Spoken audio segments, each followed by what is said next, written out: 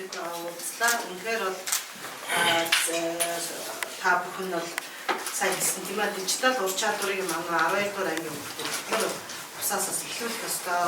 Гол эхлүүлэх зүйл нь дижитал улс аймаг гэсэн бас том хөтөлбөр гарсны үр дүн ковидын 2 жил 3 жилийн хугацаанд улс аймаг дижитал руугаа алхмаа хийцэн байсан. Тэгээд энэ мань бүгдээр зохион байгуулалт нэг хийцэж байна. Тэгээд энэ дээр одоо сургалтын бүх програманд сургалтын менежерт нь багш нартаа өгсөн байгаа 5 програм ба энэ дээр бол сургалтын e-school-ийг за бүх лицензээ худалдаад авсан. Одоо ингээ хүүхдүүдийнхээ хичээл рүү орно.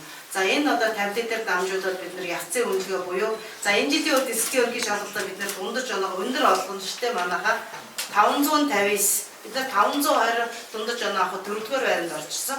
Одоо 559 бүрөө улсад нэгдүгээр дэрэмблэгдэх гэсэн юм том үзүүлэлтийг бид нар маш олон судалгааны үр дүнд хийсэн байгаа. Гол үзүүлэлт бол бид нар энэгээр явцын үнэлгээ буюу дундаж оноогоо бүх хүүхдүүд авчулсан. Дундаж оноогоо.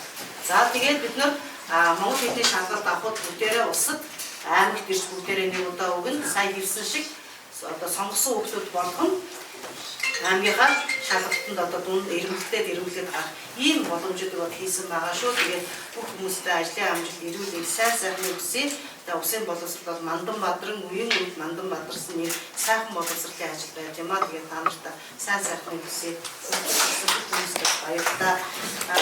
Боловсрол бол үнэхээр бидний чухал шүү. Тийм учраас боловсролын төлөө бас бүрцэлтэй гаргаж байгаа удирдлагуудаа бас хүүхдүүдийнхээ өмнөөс багш нарын өмнөөс дахин баярлалаас илэрхийлье.